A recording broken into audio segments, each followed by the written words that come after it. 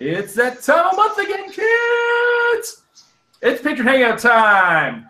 Once every so often, when we decide to just actually schedule it and remember that we got to do this thing, we have a Patron Hangout where we take the wonderful people who open up their wallets and their love of our channel, and we let them ask us whatever questions they feel like, be it about life, Hero Clix, which is life, or whatever they feel like.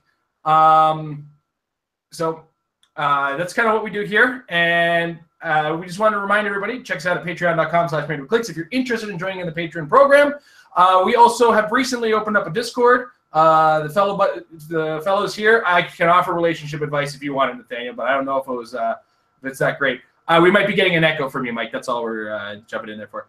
A bunch of textings while I'm trying to do my preamble. It's all right. But yeah, if you want to join us, patreon.com/Clix. We just started a Discord. These guys have been enjoying themselves on it. And, you know, we've opened it up for just direct text conversation. We're going to be doing something this week I like to call the lightning round, where we're going to let you guys answer a bunch of yes or no questions, and we're going to answer them as fast as we can. It'll be myself in the very least. I'm not sure if I'm going to get Amber. We'll figure out a day and time on that very shortly. It's probably going to be Tuesday or Thursday because Wednesdays are our usual filming day. Amber, anything you want to say before we get started and open up the floor to our patrons? Not really. Thank you, Amber. All right. So in order for everybody who jumped in the room, Mike, we like to call him the Alpha Patron, the one from the get-go. You got the floor first, and you'll probably have to unmute your mic. Okay, so, alrighty, I guess let's just start topical. Whereas, do you think that the gap between, well, I guess I would perceive there to be initially, because when we first started this whole thing, I do remember talking about rock tourneys, tournaments, just starting up like that. Do you think that gap is closing with the WizKids endorsed tournaments, or have they caught up equally, or like what do you think about the difference between rock and the WizKids tourneys and things like that?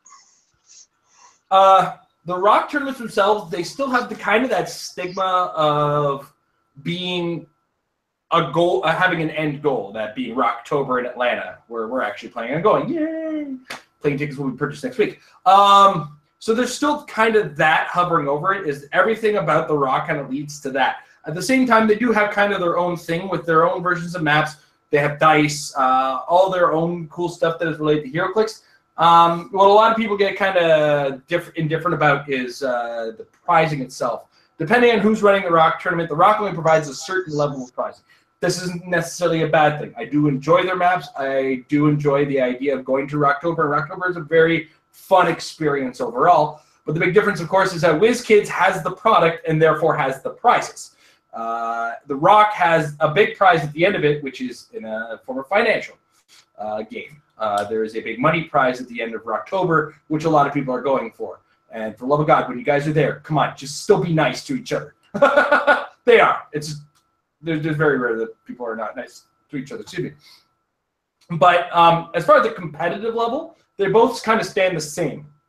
You can go to a major WizKids event or a major Rock event, and people are still going to be trying hard. They're going to be playing to the best of their abilities, and the competitive meta, as it were, is still the same. Where we get different is that the Rock has multiple formats for its tournament, where WizKids has sealed or 300 points modern, which is, you know, in their defense, the way they balance the game, 300 points modern age. They look in that little realm of what works in 300 points. If it works outside of 300 points, we don't care. Like, for instance, every time you say, oh, that character's going to be great in a 400 or 500 point game, that's not where the design space is in their head. Is it going to break a 300 point game is really where the design space is. So the Rock has opened up a format right now where they have the limited format, where they disallow the use of resources and characters over a certain size. We didn't close our front window. And they also have a 400-point limited format, which they're using in their competitive thing for the semifinal, which leads into the final tournament, as it were. So the long and the short of it is the Rock runs their own thing. WizKids kind of runs their own thing. Both are separate. Both are the same in other manners, right? Ultimately, it's just two different places to play HeroClix, and they're both really super competitive, which is great if you have that kind of mindset. If you're up for competing and let's do it. But at the same time, when you go to a Rock event, you're less likely to walk out with a bunch of cool stuff than if you are to walk into a WizKids event, because if you lose out in the main event, you don't get a prize in the main event. You can go to the battle royales and just walk away with things. Not every Rock event is going to have battle royales. It's all dependent on the store, and that's one of the big key fundamental differences. Is WizKids overseas has a certain amount of prizing for a certain amount of event and use that, whereas Rock says, "Here's your main event. Run the main event," and then you're kind of on your own for the rest of it. Not a bad thing. Again, give stores a chance to really grow the community, give the competitive players that outlet, and everything like that. So those are the main differences between the two. Ultimately, it's all more HeroClix in the end, and that's the fundamental differences in my eyes. Amber, do you have anything you want to add? In a weird sense, WizKids is actually still more structured than the Rock, because with the Rock, you're going to get, hey, you guys want to run a Rock? Okay, go run a Rock. Other than their few cups, like their US Cup, their Canada Cup, their Brazilian Cup, and obviously the States Provincials, which is on a very set weekend, whenever Rock events are just kind of, okay, are you available to run a Rock event? Go run a Rock event. Whereas WizKids, we have, with the opens, we've seen fall, we've seen winter, we've seen spring, and then we have nationals, we have worlds at Origins, so we know when that's going to happen. Canadian nationals for the last 2 years have been the May long weekend, so we know when that's going to happen. It's more this is when this is going to happen for WizKids, whereas like the Rock's just open to go all year. So there's a good chance that there's going to be some Rock event like almost every weekend. And I know that's like Howard's goal, is to let's have a Rock event every weekend. Let's make sure that these events are constantly going so that people can go and play in them. Whereas like, that you're going to have these blocks in between the WizKids events, because right now they're still only doing them quarterly, and then their big tournament in the summertime. Does that kind of give you the idea of the question you're asking? Yeah? Okay, cool. All right, next up, Drew. New to the Patron Hangout. And Drew, you're muted still. Are you still there? Are you having connectivity? Hello, yes. There we go. I don't know who muted me. I don't think it was me. No, I Thank y'all for having me. Because everybody was echoing, so I'm like, we're gonna mute it all so that we can hear Jason talk, and then all right. have control to unmute you guys. Okay, that makes sense. So what is the most powerful figure in the meta right now, bar Jakeem? Since I know that would be the easy answer. Most powerful character. Now, are we talking? We're talking put on the map, not called in by an ID card kind of thing, right? Like, yeah, we're talking something you want on the field. Mm-hmm. So if in a world where if Jakeem were to disappear, what would I say is probably the strongest one? I don't know, anything Chase named Shredder from the third set of Ninja Turtles is pretty strong. But Double Dinosaur is pretty strong too. There's so many really strong things. Nailing down one outside of Jakeem, I would personally say, I'd say Double Dinosaur. I mean, Goblin King, don't get me wrong, is pretty cool, but point for point, you're not getting the same kind of value you get out of Jakeem, I don't think, especially with his current loss of Power Cosmic ability, which also doesn't future-proof him.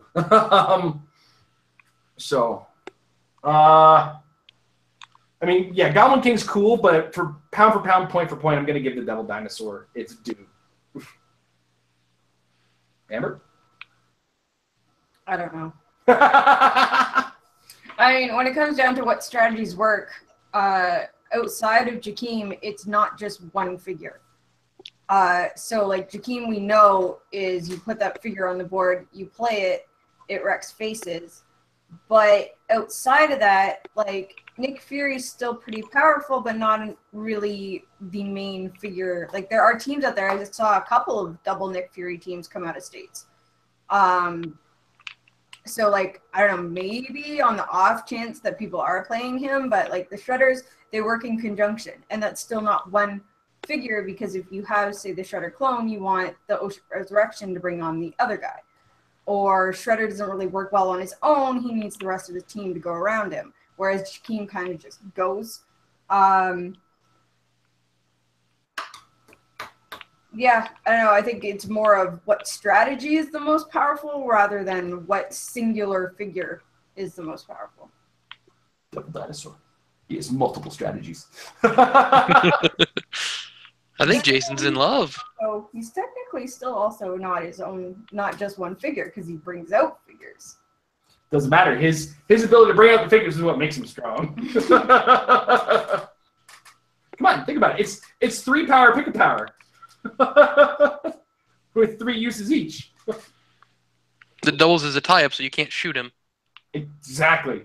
And if you do shoot him, he's really hard to damage. Unless you're packing like a Green Arrow or a Nick Fury. Unless you're playing modern, is what I just heard. Yeah. Exactly.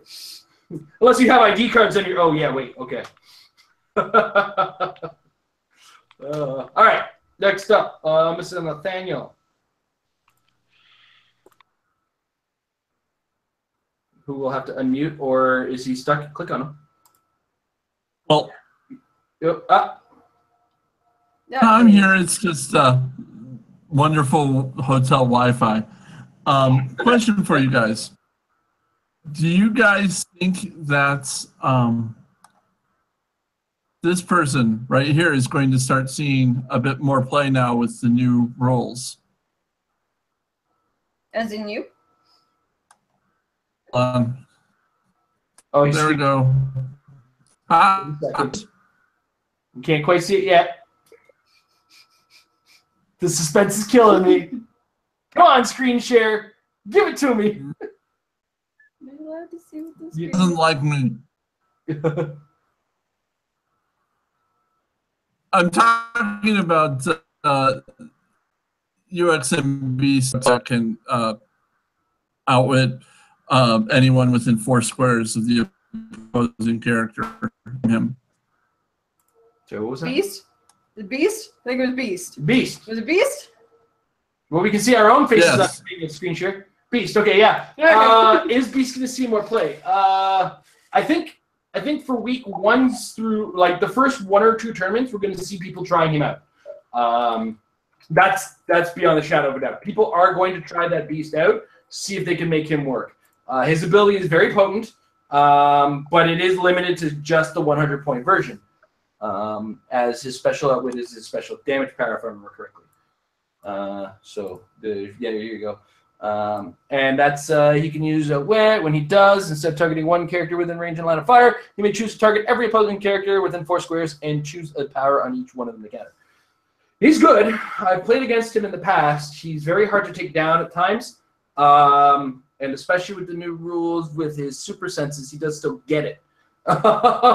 No precision strike.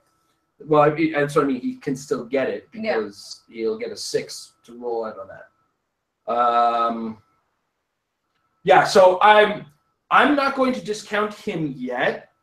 I think we'll see people try to use him. But given how tooled up we've seen Jakeem Thunders get lately, between the Supreme Intelligence, Eclipso, or Brainiacs for some of the more brave players, plus his own 2 powers, you got to bring a lot of outwit to stop him.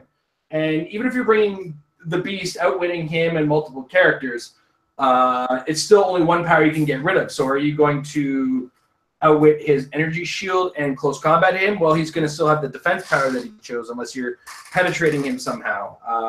There's a lot going for Jakeem still in the new rules. That outwit is scary, but how much outwit exists that can get through hinder right now?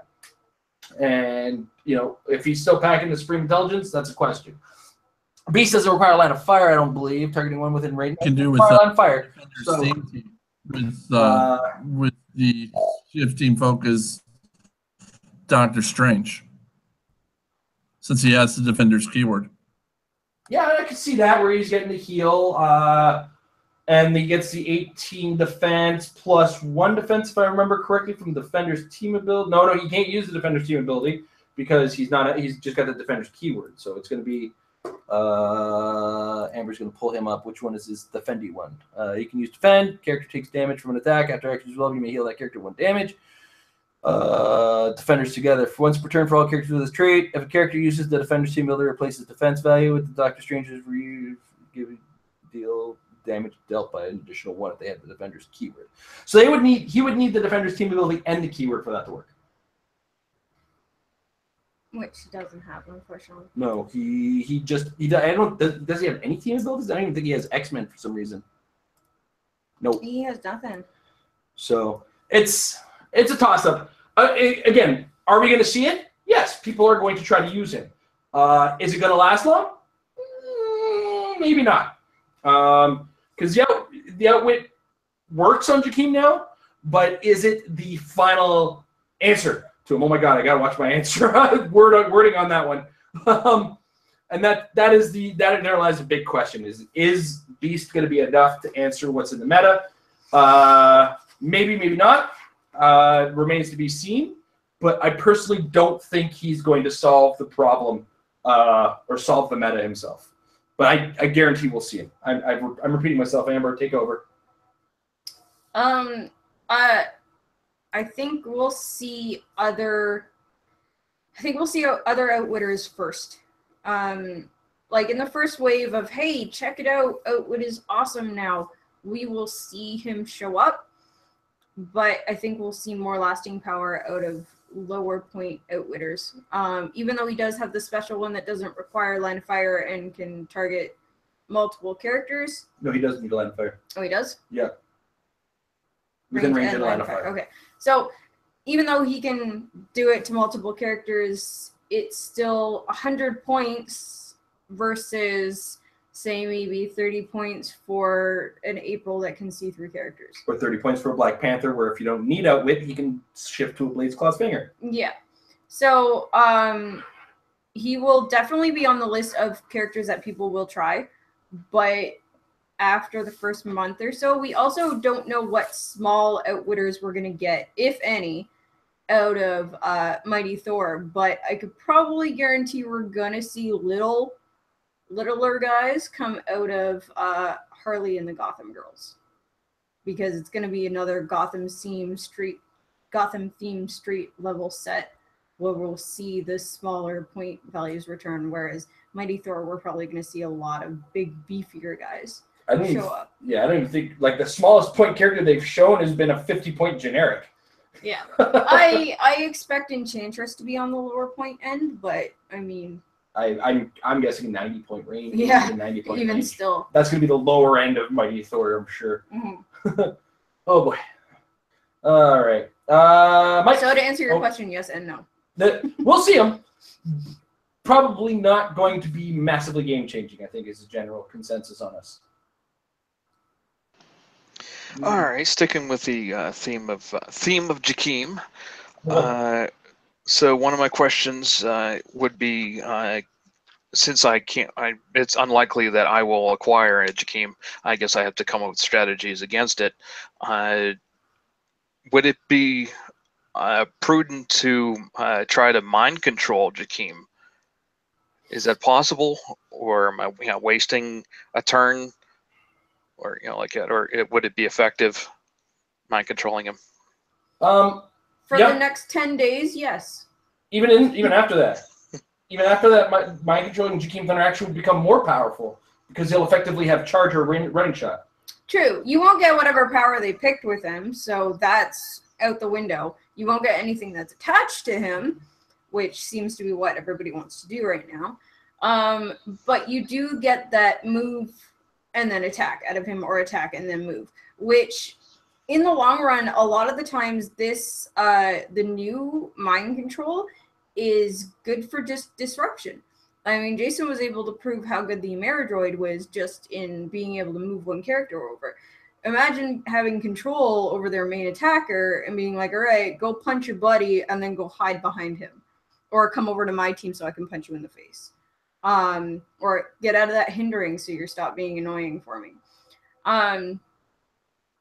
There's definitely a lot of benefits you could get out of being able to mind control Jakeem, and even though you're not going to have access to pretty much anything that he does, once we switch over to the new rules, is going to be I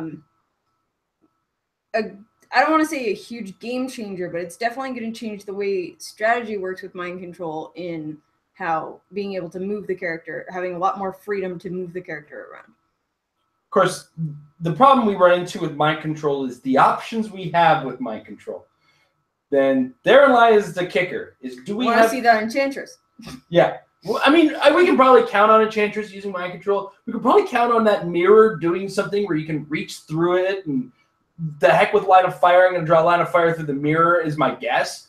I'm probably dead wrong, but it's going to be an equipment, so it's going to give you either mind control or phasing teleport or something. Mm-hmm. Well, it's a weapon, not necessarily guaranteed to be equipment. Who knows? Who knows? You know what I mean? But ultimately, your options for mind control in the modern age are very limited as far as what you can use. That's not to say there isn't mind control, but effectively using it, it's going to take a lot of work. I know there's a few characters with it. Off the top of my head, I can't think of any because it's not a power I'm often looking at right now. Gosh darn, do I ever miss Brother Voodoo, though. Oh, man. I love that guy so much. That was actually probably the most effective use of effective use and love I've ever received out of mind control. Especially when you can poison beginning of the turn, mind control something else, attack the thing you just poisoned because it's weaker, and then smoke cloud still because that thing is still beside you, and then they get -1 to their attack against my 18 defense, which is ridiculous. There is that window where Mole Man, Brother Voodoo, and Black Talon existed, and everybody that loved mind control was happy. Yeah, but they also like mind controlling their own figures. So ultimately, mind control is a great option to help deal with Jakeem by using him to kill his own team or using his team to try to kill him. Because there's a lot of cases where Jakeem teams have some good tools to help deal with other Jakeems, right? Mind control their slightly high attack, low defense guy or some other thing that they have to mess with it. And when the new rules come about, weep about what you actually have available to you, which will be less, but then use Jakeem to kill their team and have him run away from you to a certain degree. There's a lot of versatility you can get out of mind control now and then, but the first step is always hitting. And once you got the hit in, mind control is going to be a great power. Just make sure you get those hits in, get those perplexes, get those probs, but make sure also that you have a team that can back up that mind controller. I know there's a few lower point mind controllers that are pretty good in the game right now. I think Vertigo makes one. I remember looking at Vertigo a little bit differently when they changed the tank. I was like, she's got a high attack but no damage. I could drop tanks with her, and that would be interesting. Was it? That search is just going to give you character names. So sometimes I get lucky with it. You also want to limit to modern age too. It's right there. HC Realms without seeing the screen is very boring. I'm actually done at this point. It's because I've kind of explained everything. So what do we have for mind control? We have Pizza Face, we have Krang, we have Shan Khan, we have the Rat King. Rat King, not too bad. I saw him in action actually in Ontario's. Got second place in Ontario's. We have Mastermind. We have the White Queen, Moon Dragon, Shikla. Princess Python has mind control?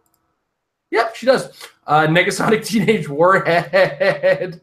Because why not? She also has props, so she has her own prop too. Strife has it? Yeah, I guess he would. Second, third click. Ugh. Madcap?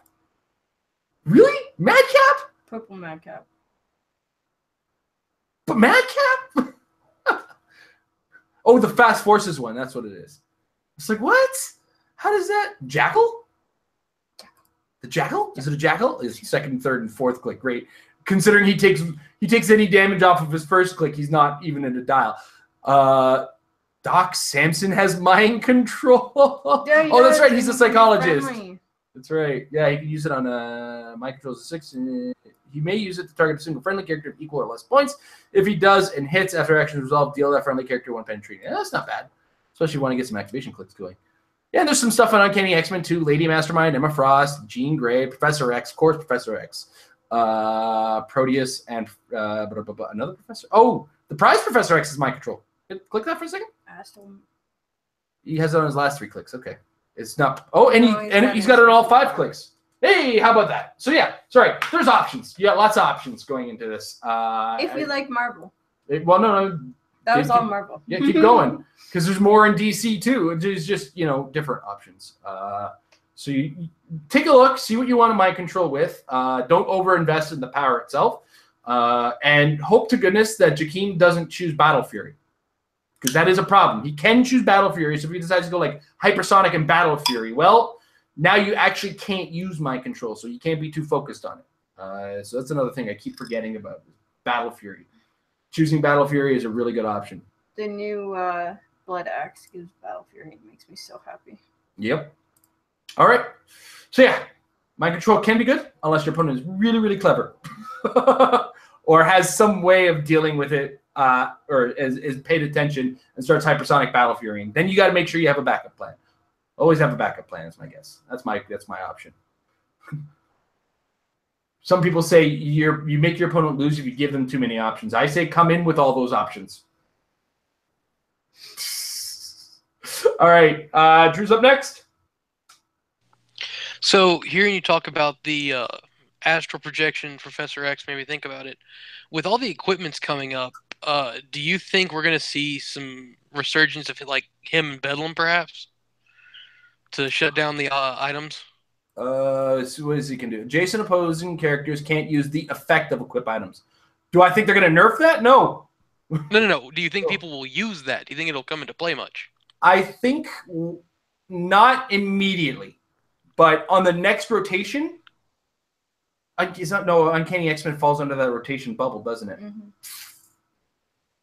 Maybe not him, but we might see Space Leo a little more.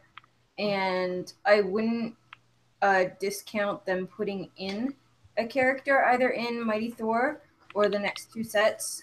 We're going to get X-Men again. We're getting another X-Men set in February. So we might get a new Professor X that does something similar or the same Cypher. sort of thing. Yeah, or Hey Cypher.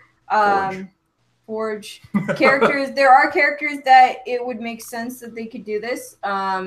To mess with, because when it comes down to it, with Mighty Thor coming out, we're gonna see 24 new equipment. This is ridiculous. We've never had this much of a thing come out in one single set, other than like ID cards, which even that was 24 of those. Yeah, and those needed other things to work. These just, hey, have at them.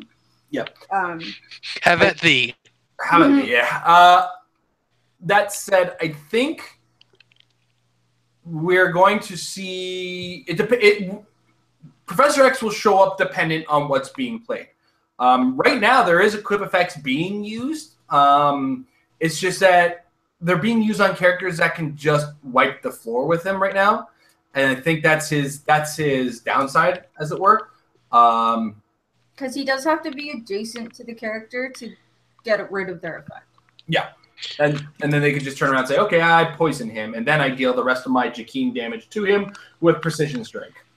But that's why I'd also brought up Bedlam, who I think shuts it off on everyone within 4 or 6 or something, depending on his range. I do remember Bedlam. Because I know Bedlam starts with an 18 defense, which... Yeah, which is... Well, I mean, so does that Professor X. And Professor X has an 18 defense, too. Standard powers are combat values granted by equipped items. Standard powers or combat value modifiers. So basically, effects. Yeah. Come on! I mean, I guess they hadn't really full-fleshed equips by then. Well, you could equip the PIM particles technically. Yeah. And Professor X was like a year before this guy. Okay, so he's a 5 range. B team versus A team. So 5 range. Jakeem can still stay out of his range. A lot of things can still stay out of that 5 range. I don't think it's really... People try it. And here's the thing. I will not say no, people won't do it. But I don't... it's a difference of will people do it? 100% yes. Some people will do it. Heck, one of our fans, Chris Cockhouse, he brought Leo to one of the states. And then when he showed up, nobody was using equipment that he played against. Right? So... and that therein lies the flaw with bringing Bedlam or bringing the Professor X. I think the Professor X has more utility beyond what he is because he also brings mind control. He brings harassment with a high movement phasing, with also a really high defense with super senses, whereas Bedlam kind of just brings Bedlam and not much. I mean, he brings Incapacitate, but again, it's with a slightly less effect, or less of a good effect rather. So, and therein lies the chew is, are people going to use the equipment? Are these going to be the answers? It's going to be a flip-flop at first again. And I don't think equipment is yet in that place to fully replace the resource meta. So I will say we'll see more of these guys when resources are 100% gone. Or sorry, all resources but the Punisher van are gone. I keep forgetting the redheaded stepchild of resources. But when they do start to take over, characters like Bedlam, characters like Professor X, not necessarily those specific ones because of rotation, are going to see play. And it just depends on, are the teams that are doing well relying on the equipment? Or is there going to be enough teams that are sans equipment that are actually going to make that investment worthless? Now, Professor X, I hope they get another version of him that does what he does, because they got ID cards coming up for X-Men. So maybe it's a decent ID card sideline multiple character option. You know what I mean? Yeah. That's where my headspace is at it right now, is the round table is still good and the Kree Supreme Intelligence is still good. Kree Supreme Intelligence, I guarantee, is rotating out in the next one, and I believe is World Finest rotating in the next one? I think it's a bubble set. World's Finest was like a March-April release. So it's a bubble set. It's either in or out, I think. I have to look at it to see how long. I don't think it's going to rotate out though.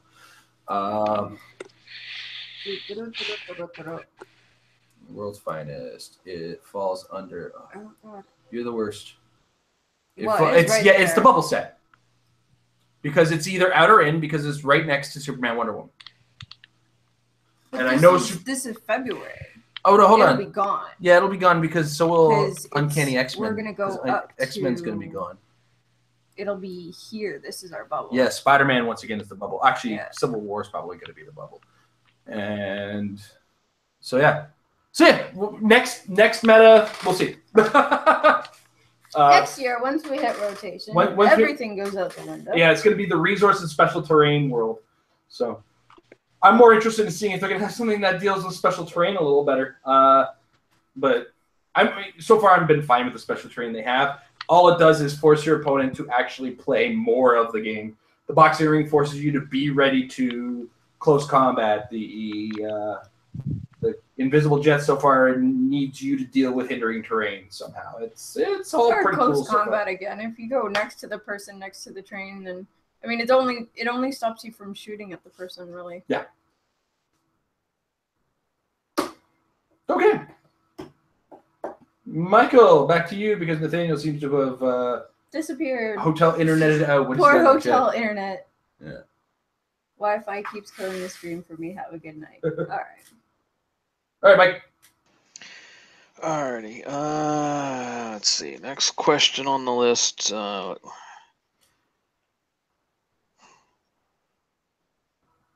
Okay, all right. Let's start with the first one. How many? All right, because I always love using the phrase. Just because you can doesn't mean you should. So, with all the emergence of the the modern Colossals, like how many Colossals should be on a team versus because as way I guess you can parse this into like a strategy and a rules question. The rules question being, this way I understand it, you can only do Colossal Retaliation once per turn. Yeah. Regardless, and if you have like say put Dormammu, the Ameridroid, and the giant Wonder Woman on it, like that's only like 45 points. Yeah. Yeah, like that. So yeah, because Dormammu's 35, I think. Mm-hmm. Somewhere around there, guesstimate. How much how many do you think should strategy-wise be on the team, and what would you do rules-wise with the retaliation and stuff like that? There's no exact number answer for this question. And the reason for that is no two teams are alike in how they're going to use Colossal Retaliation. An example is my team from Quebec. I had 2 Colossal Retaliators plus 1 on the sideline. I had an Atom on the board, and I had an Ameridroid on the board. Future versions of the team, I'm 5 points under in the build right now, and I choose not to use the boxing ring because it really doesn't help my build for the most part. Future versions of my team, I'm probably going to drop the onboard Atom and put 2 Carnages on there. Now, the reason Colossal Retaliation is used in such a high amount in my team is because it's a POG factory right now. I throw cheap figures that cost nothing, so when they take damage, I retaliate with you. Now, I'm probably going to lose my Retaliator like I lost my POG, but that's okay. My Retaliator's done his job, probably scored more points than him, and I've done what I need to do. If I don't do it with the Ameridroid, I'm probably also feeding him the wrong end of a green arrow chase. Let's not kid ourselves. That's not something you want to be on the other side of. Believe me, I've been there. Subsequently, if I'm using the Carnages, it's going to be make an attack, drop a token, get out of dodge, attack with the token. See what happens, right? You kill the token, my next one is going to come at you, no matter the source of damage. Plus, I'm also putting all these things out there to move the round table efficiently. That is part of my main base strategy. I don't think you need to have any specific number of Colossal Retaliation. But if your team has a problem taking shots and not being able to shoot back, I suggest having at least 1 Colossal Retaliator to punish your opponent for it. Because what Colossal Retaliation does is it gives your opponent a Sophie's choice when they have to attack. I have to attack you to kill you, or I have to deal damage to kill you. How much damage am I going to do? How am I going to do it? And am I able to manage the retaliation from this? And if the answer to all of that is no, you've got a safe turn. And at all times, your opponent is thinking, what's the potential on this retaliation? And you're forcing your opponent to play your game versus their game. Because that's what you want to do when you bring a strategy. I want to play my strategy to the best of my ability. But the second a Colossal Retaliation shows up on the other side of the board, you're in a nightmare. Oh my gosh, I want to do 1,000 things. But one of those things is going to damage you, and I'm going to lose out on my retaliation. And therein lies the beauty of retaliation. Now, one of the players at our Quebec, at Ontario Provincials, had a Dormammu with a Jakeem Thunder and a pair of the Green Lantern super rares from Joker's Wild. Walling in, and if you happen to get an attack off or do any damage, you're going to suffer some damage from a Dormammu. I've also seen strategies where, okay, I'm going to lose a character, but I have this Resurrection Green Lantern who's going to bring that character back again and punish you another turn. It's really fundamentally about how you can use it. I suggest giving it a try with most teams, but I don't suggest stepping away too far from what you're doing just to force it in. So, for instance, if you have a mostly round table build, and a retaliation is going to help you, but if you put those 15 points on the board, you've got to take 3 ID cards away. I would never suggest that, right? I would definitely suggest paying attention to how you can use it, what retaliator you have, and what it's going to do beyond the retaliation as well. A lot of people, especially Amber, who was playing with an Atom, and I really wanted her to pay attention to this several times, the Atom brings in power in addition to what he has. As well, you're putting a Colossal on the board who can basically carry any size character that isn't another Colossal, right?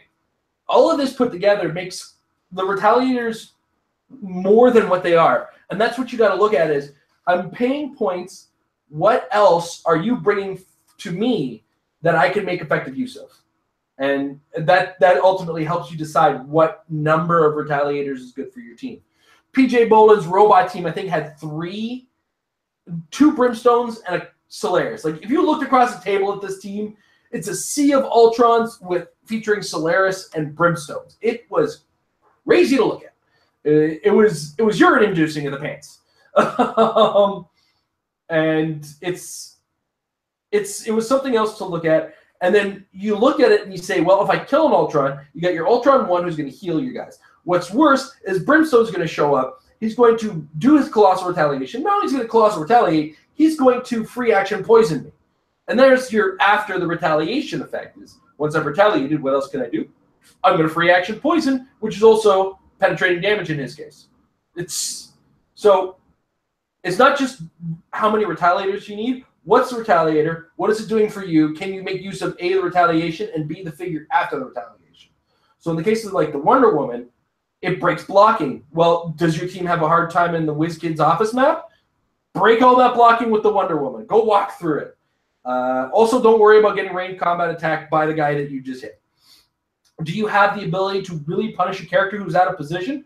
Bring in a Maridroid. It doesn't even matter if he hits. You just drop the character over there and you're good to go. And most Retaliators also have toughness. That a Maridroid can use Close Combat Expert after he's retaliated to go kill another Retaliator with an 11 attack instead of with a 9 attack. There's so much going on beyond just the fact that they retaliate that you have to pay attention to. And once you've considered all of these options in the Retaliator that you're choosing, that's where you can start to choose your numbers and how many different kinds of effects you have. In my case, when I looked at Atom and a Maridroid, when I was making my choice, I knew a Maridroid was going to create kill boxes with my ID cards, and I knew that, excuse me, the Atom got around that shape change problem I have with other players, as well as ignores combat reflexes and super senses. 2 powers that roll out, plus he also penetrates. So if they have impervious, any chance of rolling out away from the Atom, gone.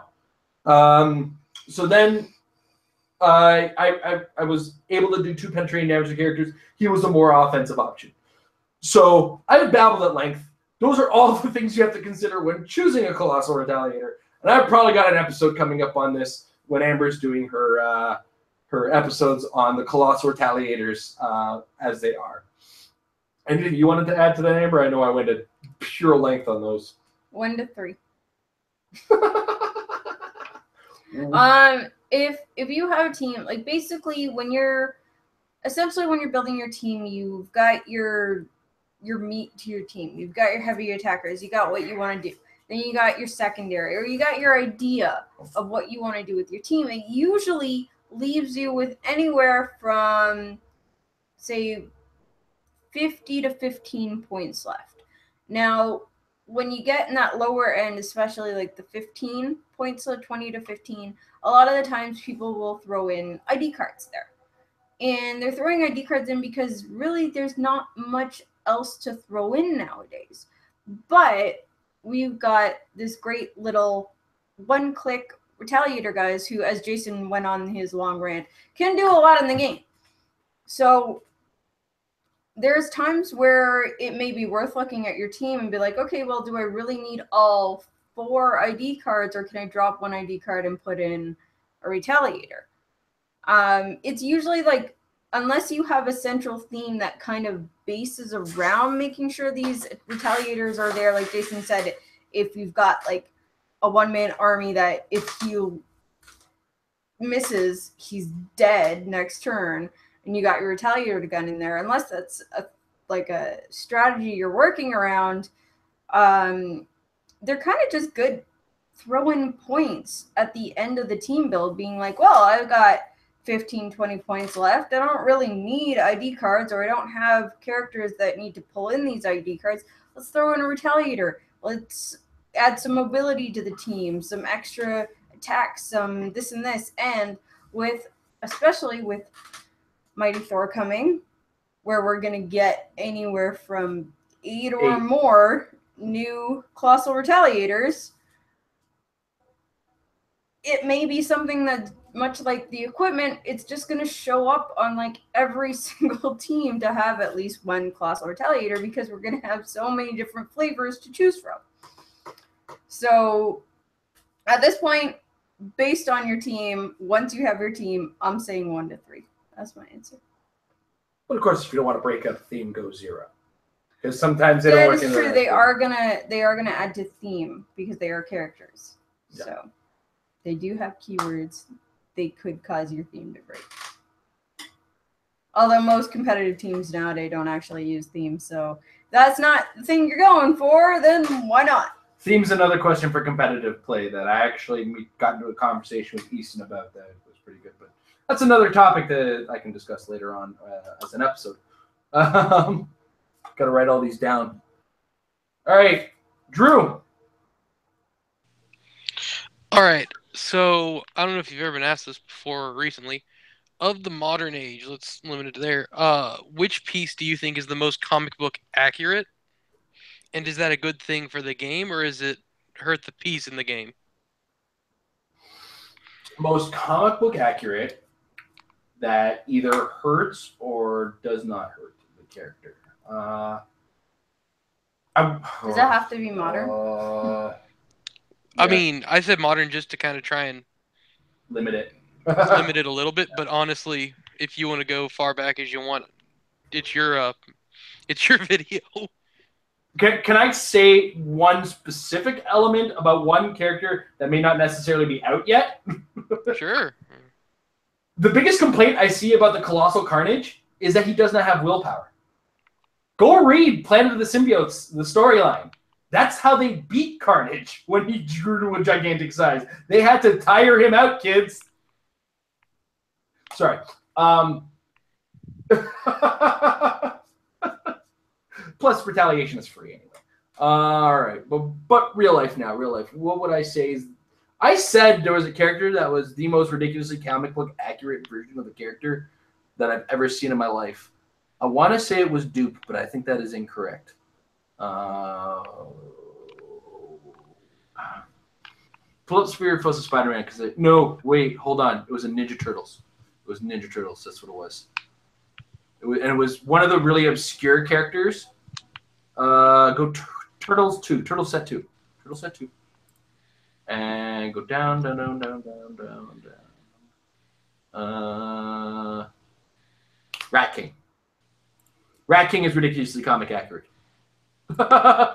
And that actually helps him a lot. Coming from the 1 of 3 guys that actually read the Ninja Turtle comic book. The current IDW Ninja Turtle series is on issue 73. It is currently the longest of the running Ninja Turtle series. They don't sell comic books. They don't sell, Amber. Anyway, that really helps the character a lot. To get that rant out. His ability to poof in and out of instant frame was really kind of accurate to how he was getting in Shredder's head, kind of jumping around in the garbage and whatnot. And he's stealthy and mind control. He got into Splinter's head, sorry, not Shredder's head. And he comes with some perplexing prob, which, you know, he is a rat god, apparently, it just turns out. I'm wondering if they had the advance on that comic book. Or he's at least one of 5 spirits that are trying to raise a dragon. Spoiler alert for my other 17 friends who read the comic book. I'm just gonna say I do read those comic books, so thank you. Boom! Boom! There, you see? We're the other 16 now. Also, I don't know if you've read it or not. You know they did the Batman and Turtles crossover event, right? Yes, I know they did it, and I have to pick that up because... Oh, it's so good. It is so good. I only got the animated series one, and I only got the first 3 issues of it, the Adventures one, where it was the most recent cartoon Turtles and the Batman, the animated series Batman combined. So, yes, I do know it exists, and I do intend to pick up the graphic novel on that one, for sure. I'm actually waiting in the mail on my copy of the Atomic Blonde graphic novel. Amber, what do you think is the most comic accurate character in the modern age right now? If we're gonna go modern age, I would say the shifting focus Deadpool because he can do whatever the fuck he wants. It's Deadpool. The way he kind of just switches between all the powers, and it's just like, all right, well, I feel like doing this now. Oh, I'm gonna do this next. Oh, I'm part of the X-Men now. So, Deadpool. I heal like Deadpool. I shrink. Apparently, I perplex whatever team I happen to be on. Well, you know where the shrinking comes from, right? No, I have no idea. No, I'm not a Deadpool reader myself. Really? I'm a big fan personally. The shrinking, the thing with that, way back when Deadpool shrunk the Rhino in, I think, his volume 2 or something like that, and he shrunk the Rhino down to the size of a keychain. So he would carry him around on the keychain. The Rhino was not happy about this. Eventually, the Rhino got back to normal size. Life went on. And years later, the Rhino, in revenge on Deadpool, grabs him and then shrinks him down to the size of a keychain and asks him how he likes it. And then he takes him into a bar. Now, Deadpool, mind you, is not a big fan of this because, Deadpool may not have a lot of dignity, but what he has, he likes. So he proceeds to, as the tiny mercenary that he is, whoop the ever-loving crap out of everyone in that bar until everyone just begs him, "Can you leave, please?" And Rhino unshrinks him, and Deadpool's like, honestly, I think it was very well done. Respect to you. Rhino was like, really? Then Deadpool, I think, just smacked him or something for shrinking him. I have read 3 in total Deadpool comics or comic lines. I read Deadpool's Secret Wars. That was a play on the original Secret Wars when the Secret Wars happened. I read the Howling Commandos, which wasn't technically a Deadpool story, but because it followed the mystical Howling Commandos and Shikla, Deadpool was there as a ghost because he had actually died in Secret Wars. Because that was the storyline of the what if of the Secret Wars was what if Deadpool actually died and didn't get to marry Shikla. And then there was a storyline in Wolverine where Deadpool takes up a bounty on Wolverine, and Wolverine's trying to track down his son, and he's trying to fight Dakin, and the whole time Deadpool just kind of shows up to kill him a different way, and the whole time Wolverine's like, "God damn it, Deadpool, just get the fuck out of here, I'm busy." It's actually really good. Yeah. I didn't actually read any Deadpool after they stopped taking him seriously to some degree. I read the initial X-Force run he was in, where he was just a mouthy bad guy. And then I read his first miniseries, where he was still just kind of a mouthy anti-hero. But that was when some people know, some people don't know. In the early 90s, there was this mutant gangster named Tolliver. Tolliver died, and in Tolliver's will, everybody who worked for Tolliver had to die. And that included Deadpool and his girlfriend, Copycat, who I didn't know was Copycat at the time. I only knew her by Vanessa because I was not fully aware of everything in relation to Deadpool. So he hadn't yet gone off the deep end. His conversation was definitely a psychotic human being who had no sense depth of reality. But then the comic stopped having any depth of reality, and I hadn't started reading at that point. So I guess I could count all the times he shows up in Exiles, but it's not really Deadpool. By then they gone off the rails. Yeah, it's all, and he's the reason why Mimic is all fucked up in Exiles, because Mimic tries to take his power and takes his cancer instead. But back to the comic accurate. Now that we've tangent about reading Deadpool comics. Wait, I got another one. No, I'm just kidding. Outside of modern, I think they call him Wolverine. It's Colonel Logan from the Days of Future Past Gravity Feed, and it is the most comic accurate representation of Wolverine ever that they've ever put in, because he has, on every other click, he has a power that at the beginning of his turn, he gets to heal a click. And then on the click that he doesn't have that, he has a defense ability where he gets to add 1 to his attack and defense for every character that's adjacent to him. And that just is the most comic accurate Wolverine, because he will die, but he'll throw himself in the fight and just get more enraged and take more beatings based on the amount of people that he's fighting. Like, he does better off just swarms of things coming at him, and he's going to fight them all off anyways. So, other than the point value, because I can never make him work at 158 points, which is just ridiculous, especially nowadays with how they seem to just throw out the point formula, he would be like 90 points nowadays. But yeah, that's, I would say, is the most comic accurate, is that particular Wolverine is just fantastic. All right. Monsieur Michael. All right, I guess playing on the last question, I was saying like how many Colossals, how many speeders,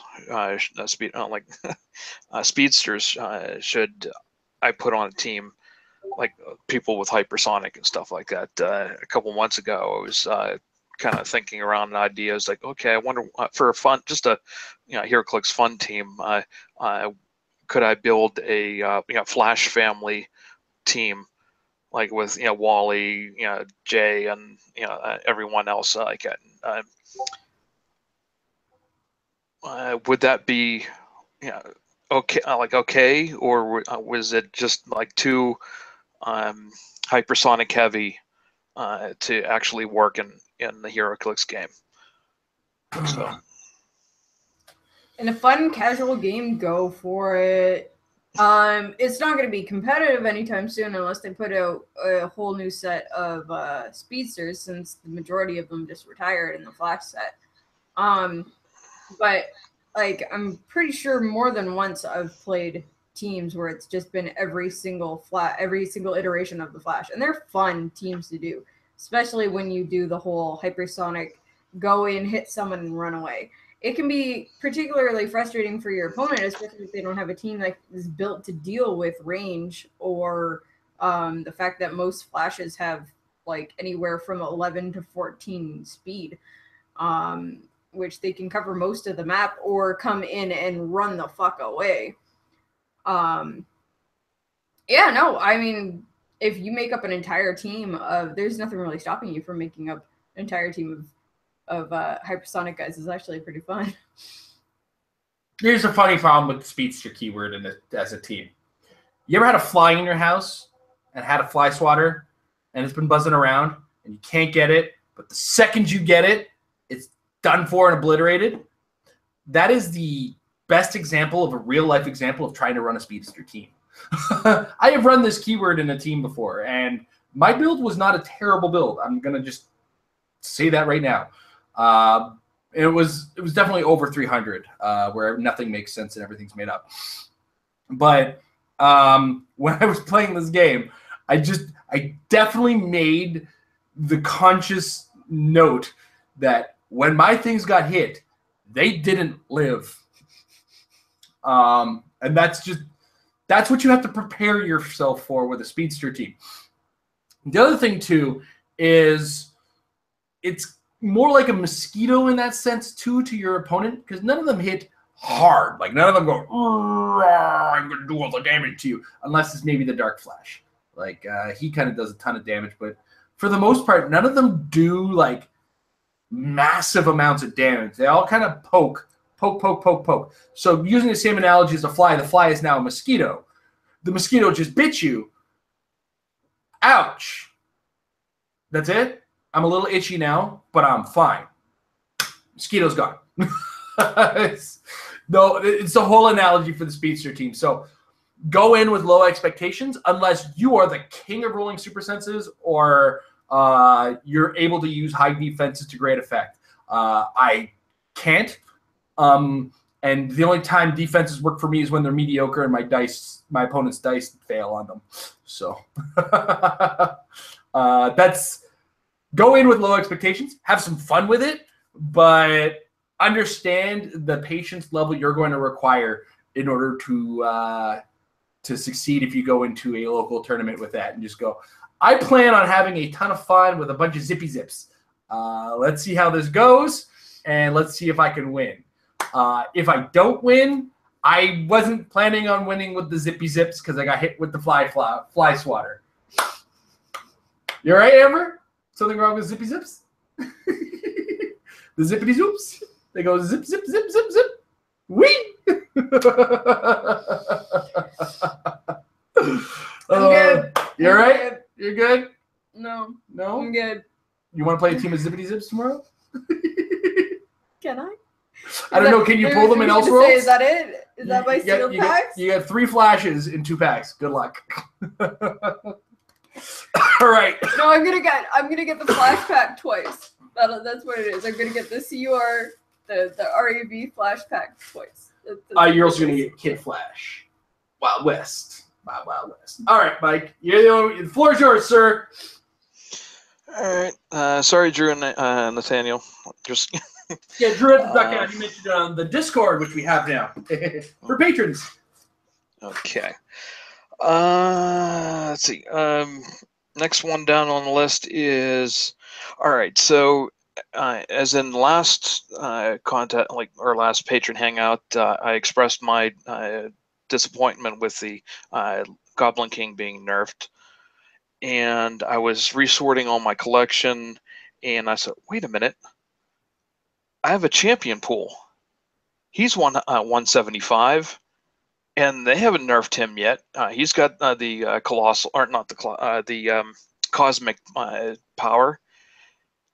Is he okay? Given that Goblin King is pick-up power amazing and high up there competitively, is Champion Pool a excellent replacement at the 175 level? So okay, fine. If you're taking away my cosmic power, then here's another 175 character who does. Can I replace it, or would you advise against it, or is there another piece advisable? I'm not against experimenting. Understand that. I love experimentation as much as the next person. The problem that you run into with looking at Champion Pool as a replacement for Goblin King, it's like saying, I'm going to replace my hockey stick with a baseball bat. You're not even playing the same sport anymore. Because the Goblin King, he, like you said, has the pick of power, which is great. He also has range, which is another thing. And he has movement as well. Have you looked at the movement values on the dial on the Champion Pool? They're embarrassing at best. He starts with his first 3 clicks. He has sidestep, great. He also only has a movement of 6, so he doesn't start off with movement attack. Does have leadership. He is indomitable, but he's also a giant. So the problem with being a giant with those kind of move values is you can't TK him. Problematic, of course. So now you've also got to kind of look at it and say, maybe I can use a Colossal Retaliator to carry him. But then once you're off your first click, he has Battle Fury, which means he can't be carried, right? He's taking a long walk to get to where he's going, and he can't do anything on the way. You've got the option of using the comic panels, and his comic panel provides you with combat reflexes. Doesn't do much against range. I don't think any of the comic panels give you energy shield, if I remember correctly. I'll be corrected in the comments, I'm sure, if I'm wrong. But the fact is, it's, like I said, you went from, I don't like my hockey stick anymore, let's use a baseball bat, or they won't let me use my hockey stick anymore, I'm going to use a baseball bat to play hockey. It's 2 characters on a different level. You have to put more work into making Champion Pool work than you kind of did with the Goblin King. Which one gives energy shield? Oh, Pirate Pool. Okay, cool. So Pirate Pool does give energy shield. So you can get that 21 defense on it. Cool. But it's still a long walk to get to where you're going with him, and that's probably why I haven't played any Deadpool chases now. I'm thinking about it is I don't have Pirate Pool. But he's only got 1 click where you can carry him with a Colossal. And then beyond that, you're just basically, you're kind of zombie walking your way to your opponent. And that's probably not going to work out the same way it would work out as if you were to have a Goblin King running shot, psychic blasting. Oh, they're close to me, I'm going to pulse wave them. Great. They're just going to stay away from this guy because he can't catch up with most characters that can running shot his full movement. In the long run, he's just not going to be able to catch up. I think, is really the problem with him. That's my thoughts. I don't know. Amber, what do you think? No, his mobility is definitely what keeps him apart, and keeps it out of play outside of casual or sealed play at the time that he was out for sealed. I actually 2 weekends ago played against him and didn't even go anywhere near him because I was fighting an entire force of Deadpools, and he took the entire game to get to my team. So I'm not going to give up on him just yet because I want to see what the other weapons bring. Because I'm hoping we might see something like the hammers that we saw with Fear itself, and that we got hammers that gave charge or running shot. And I mean, he's only moving 3 if he charges, but that's still a moving attack if you can get it out of him. You think they're going to make the same mistake they made with the Fear itself hammers ever again? I have my fingers crossed. This is biscuits. Are you drinking more of my drinks? Is that what's going on here? I am almost through my second glass of wine, but I still have hope that WizKids will be like, hey guys, remember Fear itself? That was fun. We should do that again. Remember when defense didn't matter and everything else was made up too? No, I'm not saying they should have the +2 attack. Just have a hammer that gives charge. To people who shouldn't have it. I don't know, like the 10th anniversary figures. Remember the nonsense I pulled off with that? I had figures that had no business being any good on my team. And I gave them movement attack. I gave the 52-point Storm running shot. She has 8 range and stealth. What are you talking about? The Book of the Skull was the greatest resource ever. It was. I did fantastic with characters that were pure trash. But they'll never let me do that again. Let's not kid ourselves. Anyway, long story short is, don't think Champion Pool as a replacement for the Goblin King is a long story. Is where we're getting with this long story. He's not a strict replacement. He's an alternative option, but you have to take your baseline that you started with the Goblin King, and you have to go around it a little bit more. Whereas the Goblin King's versatility in himself meant you could put a sack of potatoes, 2 goats, and a fish that may or may not be in water, and you'll still do okay with the Goblin King. What? Are my analogies making you laugh today? Yes. Zippy zoops. That Goblin King can be a zippity zoop. Let's not forget that. And never forget 75-point Goblin King. He's still good. Yes. He was still on a lot of states winning teams. There was also a champion pool on one state's team that people were talking about. I got to double check the facts behind that one though. But anyway, what I'm saying is champion pool can be good. He's not terrible, but he needs more work than the Goblin King did. Do I have to repeat? I shouldn't repeat myself anymore. All right, Mike. What's next, bud?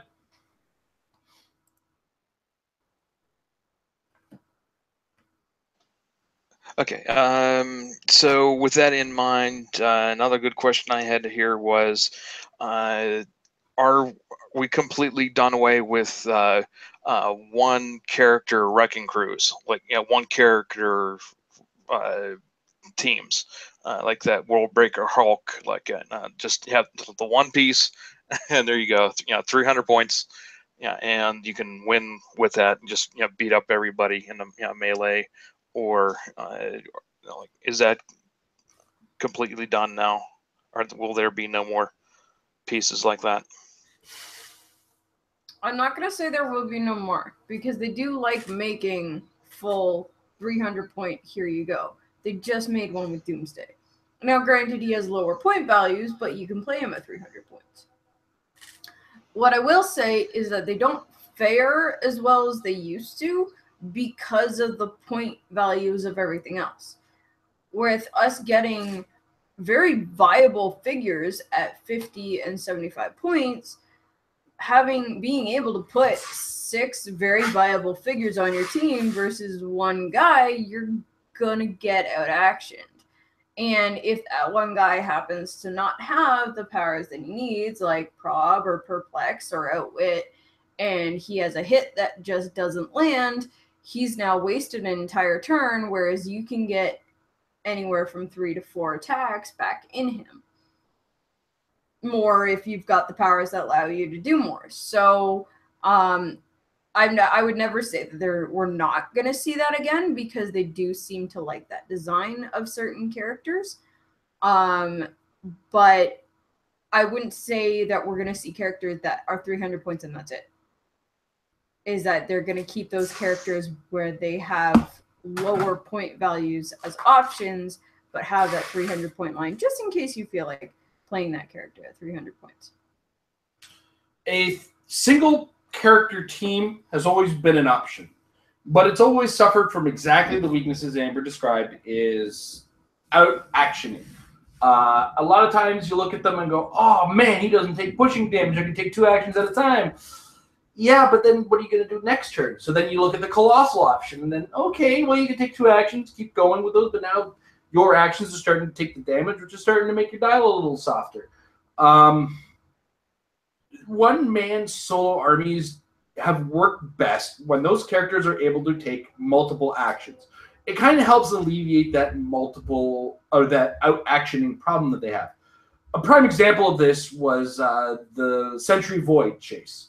Nobody liked playing against that one because it could take 2 actions in a turn and a single 300-point character. Now, what you got to understand is, generally, when you get a character pointed for 300 points, they're pretty tough.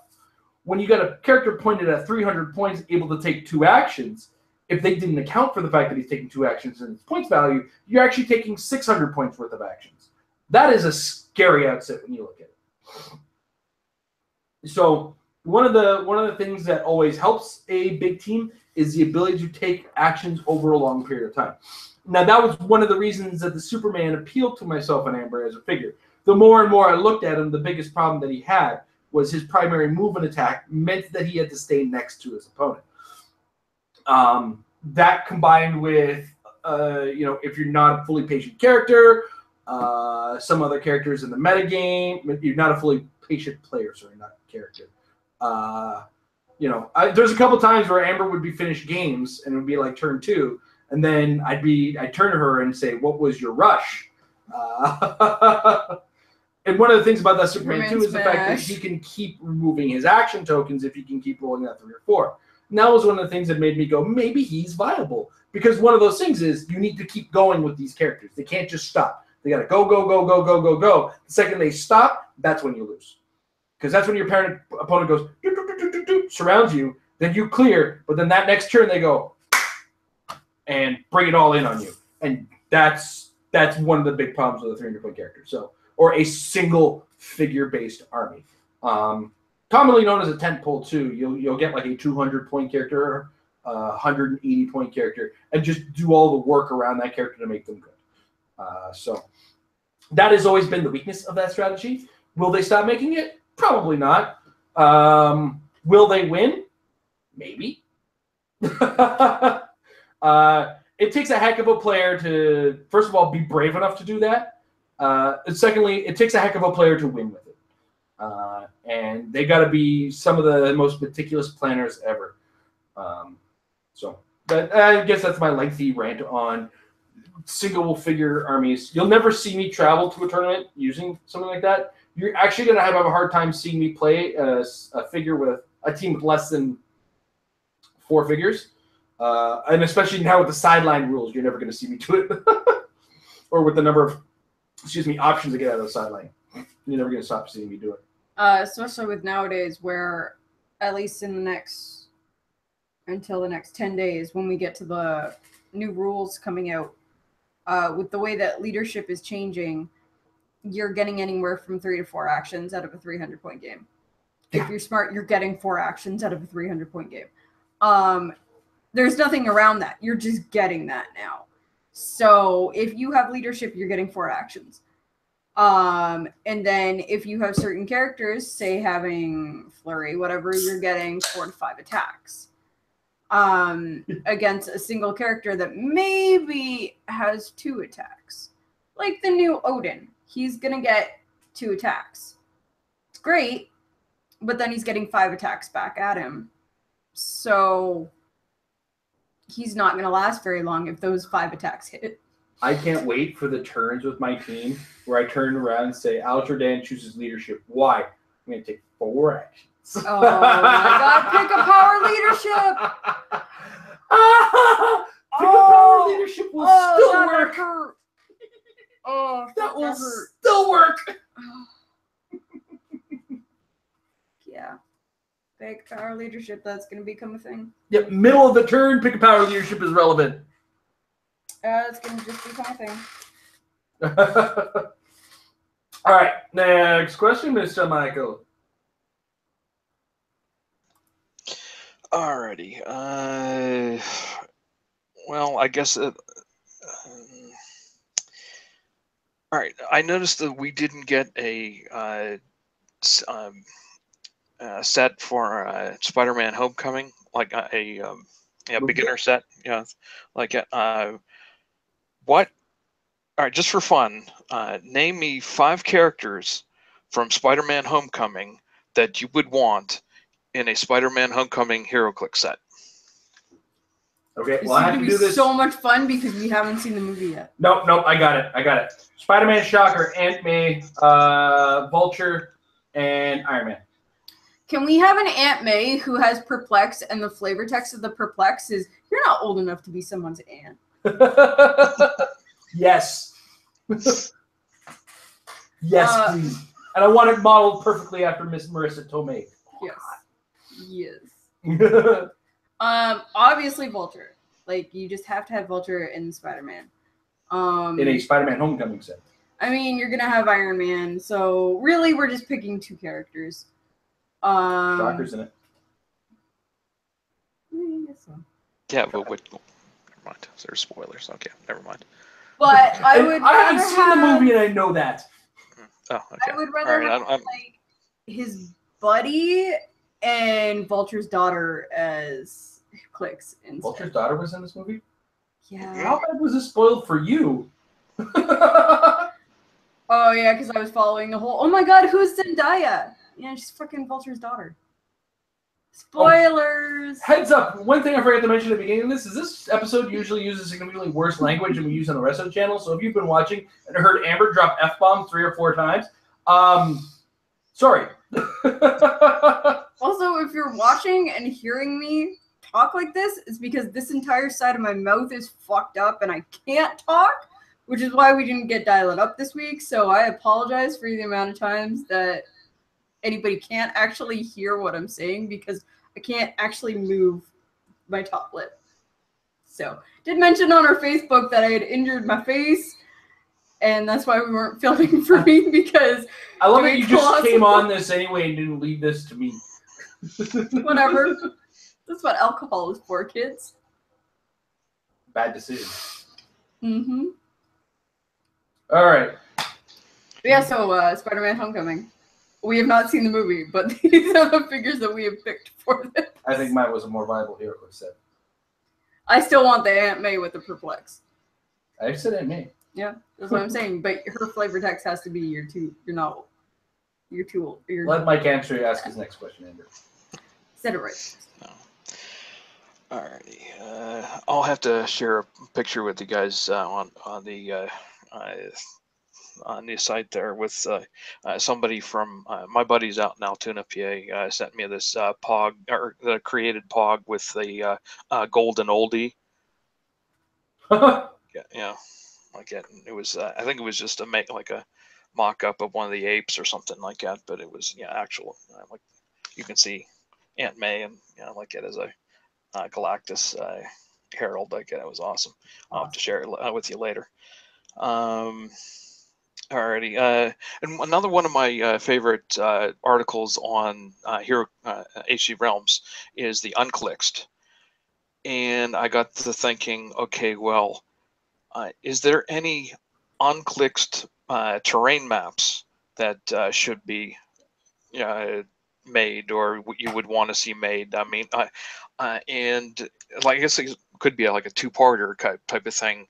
Has every map in HeroClix been made essentially like you got the water maps, the land maps, the like air maps, I guess, and the space maps and stuff like that. Has HeroClix maxed out on the variety of different maps we could see, or is there anything like especially in like on Clix side of things, is there a map that we should see and they should make? Mogo. Nah. I'm gonna say it again later on. Mogo. Mogo is a Green Lantern planet. I'll be right back. I heard one of my children. Okay, so as of now, I may be wrong. Like, I know we've gotten the Canadian wilderness as one of the maps around the time, what that would have been, around the times of Galactic Guardians, I want to say, around the time that we got those. Anyways, I can't think of, and I may be wrong, because there was a time where I wasn't playing, so I didn't collect maps for a couple of years, or at least not like going out to tournaments playing. I don't think we've ever actually gotten the Weapon X facility as an actual map. I mean, it wouldn't be much different than any other indoor facility when it comes down to it. But that seems to be a pretty prevalent location for X-Men comics that we haven't actually gotten a location for. That being said, we are actually talking about special terrain and what would we want as the next special terrain, where it wouldn't, I don't feel it would work for a full map, but a nice like 5x5 whatever special terrain. I'd love to see a chunk of the danger room where at the beginning of the turn you just roll a die and that it tells you what terrain it is. So like it's water terrain this turn, it's clear terrain this turn, it's hindering terrain, it's open air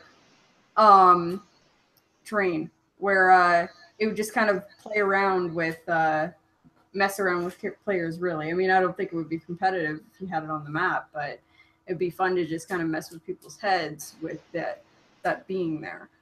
Yeah, I think Jason's still going with Mogo.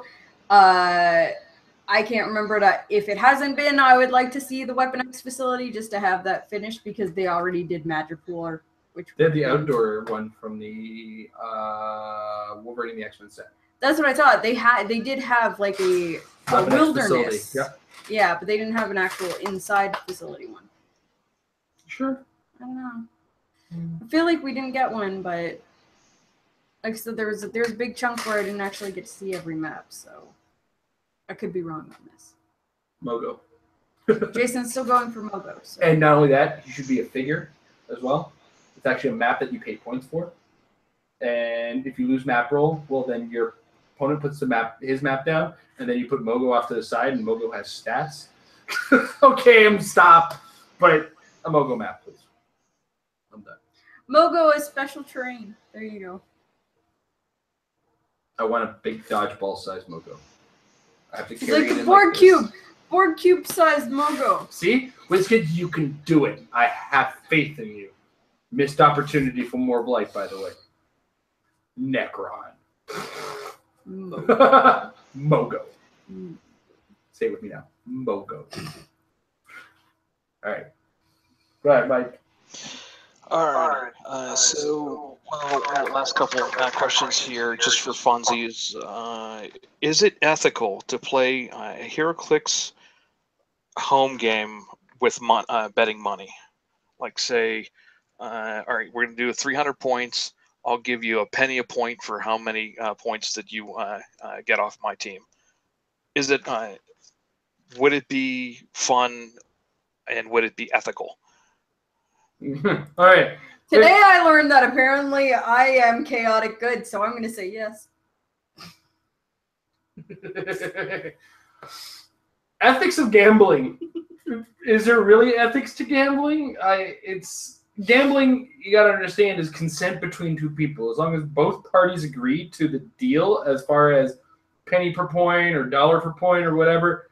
You do your own thing at a kitchen table, man. But at the same time, don't get angry when you lose. And when the second you put money on the table, don't start getting shocked at the kitchen table when you're putting money on the game. When your buddy brings Jakeem brokenness to beat your money out of you. So ethically, what's your stance on the ethics of gambling? If you think gambling is unethical, then don't gamble. But I mean, as far as the fun factor of it, that's between the two players gambling. If both players are okay with gambling, you can do it healthily. I can't stress this enough. I've been to a lot of casinos and seen the type of people who get obsessed with trying to get back or get the big win, etc., etc. You got to gamble within your means. I can't stress that enough. I would not suggest it for anybody young. It's got to be two consenting adults who are doing this 100%. Secondly, make sure it's legal in your area. I know some states are more strict about gambling than others south of the border. North of the border, it's a little bit loosey-goosey as far as we are at a kitchen table, whatever. I mean, cops aren't going to bust the door down if I'm playing Hero Clix with my buddy and we're betting a couple bucks on it. I'm never, ever, ever going to suggest that become a tournament format. I'm never, ever going to suggest that anybody does that in public. In the privacy of your own home is strictly where something like that is allowed to exist, and only strictly between two players who fully fundamentally understand the idea that gambling is not a job and is not how you should expect to gain money. You should gamble within your means. You should not gamble with money you do not have. If your buddy's like, hey, you want to do $1 a point again? And you're like, no, I don't have enough money. That's the type of responsible adult you should be with that. Now, ultimately, I think in the long term, it's the dumbest thing you could possibly do. And you'll never get me caught doing it. But I am not going to poo-poo anybody who does it themselves and the privacy of their own home within reasonable means. I think I've said that very clearly now. So yeah, nothing's wrong with it. I will never do it because I think it would ruin the fun with some of the players I play with at my kitchen table. And it's already kind of a tense situation with the way some of these guys build. We're to the point where I just shut myself off because they play a lot harder at the kitchen table than I do. I bring stuff. I want to see how stuff does. Did stuff do? Okay, stuff won. Great. Stuff lost? I brought stuff. That's all I brought. And it's kind of the mentality I brought to a kitchen table now. I stopped playing at the kitchen table. So, to answer your question directly, nothing's wrong with it. Do it. That's up to you. Don't invite me over for it. But I'm also not against a cash prize at the end of a tournament. Just, I don't want the idea of I've got to bring potentially a certain amount of money in case I lose a certain amount of points per game. You know what I'm saying? So, home-based, do your thing. Do whatever you want, man. That's up to you. Whatever you guys have fun with, do it. Just make sure you do it responsibly. That's all I can say about that. I went full father voice on that. I'm sorry. But you can look at it a way that isn't like a $25 entry fee already gambling. It depends on how when you purchase the two, like playing a sealed tournament, you're playing. Yeah, that's gambling right there. You're buying 2 sealed boosters like that, and if you break it down, buying a pack is a gamble. You can break down a lot of things to be strictly gambling. The question is responsibility and effect on livelihood in that sense, right? If I go into a sealed tournament, there's a certain level of gamble, but there's also a certain level of skill. You'll see consistently players make the certain top levels in a local tournament. Myself and another player, when we play sealed, or another 1 or 2 players, are usually the top 3 of a tournament. And that's a consistent thing, not from a low turnout, but from the fact that the 3 of us are good at this game. And some of us play with complete crap, and some of us pull great. It's going to be there tomorrow. It happens, right? So I don't consider sealed a gamble because I still get something out of it. I spent 25 bucks and I bought 2 packs. I got 2 packs. That's not a gamble. I got exactly what I wanted with the chance of getting more. Right? And on that, playing at your local venue is not, in any official terms, considered gambling. An entry fee is not money for the prize, essentially. You are paying for the space. You're paying to be there in the store instead of some other event. Employees need to be in the store. Store needs to run the gas. You're kicking up gas in the store for them running their air conditioning. Certain number of things you got to expect to give the store a little bit of compensation for that. Plus, they also have to buy the prize pack for the event. Exactly. And even when they go into, we had to explain this for certain sets, based on certain sets, because of when the God pack came. When you're doing sealed events, essentially you're not really buying the packs, you're buying the space to play. And at the end of the tournament, your prize is whatever you pulled and whatever prize you may end up earning. You're not strictly paying for the prize itself so much as you're paying for the venue and the chance to play. So it's not in like a law-abiding, strict rules, you are gambling. It is more an event thing, whereas you pay to go in to see a movie for the licensing, whatever. You go into baseball events, you pay for the stadium. You're paying for more of the experience rather than the end game of what you're getting out of it. Now, if you were to say everybody stands there and puts in $20 and I throw a prize at one of you, that's a little more gambling than anything else. And then actually playing the game itself. Whereas you're not making any strict bets as to this is what's going to be the outcome. Like if you were to put down $15 for a booster, sorry, that's how much it costs here.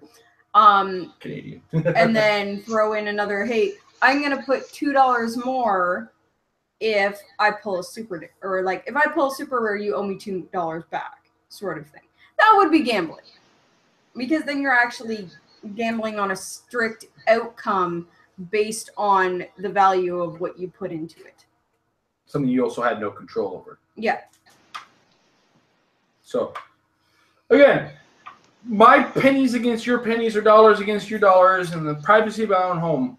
Whatever, man. But, like, ultimately, when you look at gambling, the odds of success differ never. Whereas they differ more as a skilled player in the game of HeroClix, right? And that's where gambling versus skill come in. It's why, for a while, pinball machines were banned in the United States because they're considered gambling. Then they got a guy with a pinball machine in the room, proved that it was a skill. Because it was a game of skill, not gambling, right? If odds are set in advance, and then money's exchanging hands as well, there's all these weird things with gambling that gets kind of gray area-ish. So again, something like that, keep it in your home. Do it if you and the other party agree to it. If they're even remotely hesitant, stop. That's because you're just creating a potential problem. But if you and your buddy in your house are just like, hey, let's play HeroClix. We're gonna bet $300 or $20 even, and we'll do like a certain percentage of that per point that's scored. Go ahead, do your thing. But it's not gonna be me who you're gonna get to do that. Cool. Mm-hmm. All right. So yeah, I'm not saying it's unethical, not fun. It's just not to me, but it's also not something that you do outside of the home in the privacy of your own home, kind of thing. Because you did mention kitchen table, which I'm re-stressing is your idea, what you presented to me, perfectly cool. Do that as long as both parties are 100% consenting and both are responsible adults and understand their limits. Beyond that, leave it alone. Yeah, like it kind of like I want to suggest that I wanted to like a social experimentation. Like, how does it change the game? And if like if it starts getting more popular and more popular, people starting to like doing that version, like playing for money, then does it wreck the game entirely? Does it wreck the whole entire HeroClix community if it gets too popular? If that idea, just whatever like it. But to kind of stem where you're coming from on this, there is a money tournament in HeroClix right now. It is the Rock World Cup. There are certain caveats to that, though. You have to be of a certain skill level or acquire a certain number of points, which are purchasable outside of the tournaments. And there is money at the end of that. The tournament itself is significantly more intense. But that said, that is not the norm in the tournament as well. We are all still really good HeroClix players trying to play the best HeroClix we can, and that is all of us how we have our fun in the game of HeroClix. If I was to compare HeroClix Worlds to Rock Worlds, it is the exact same environment in both cases. Both are the same. One has money on the line, one has a bunch of figures on the line, and the ability to make a figure. So that's kind of what you have to take from that. As well, there's a metered pricing as far as Rock is concerned. If you're in the top 32, you're walking out with money. If you're in, and you get more money the higher you place, which makes it less of a gamble, more of a skill reward kind of thing, right? So again, it's high intensity doesn't necessarily mean not fun, but it does take a certain mindset to go into a high intensity situation and recognize that that's fun for some people. At the end of a football game, when I used to play Australian rules football, we beat the living crap at each other on the field. Like, I'm talking bruises, battered. I got a weird finger from it. And the guy that I tackled to do this, me and him had beers afterwards, and we laughed about it. Sometimes people can get into intense competition and come out of it having a couple beers after the fact and enjoying themselves, and because they enjoy the intensity of the competition. And so that said, in the home, if you put money on the line, but you're both of the mindset that you're going to try hard, try to get each other's money, and at the end of it, still have a beer afterwards, those are the types of people who should be able to do this kind of thing, right?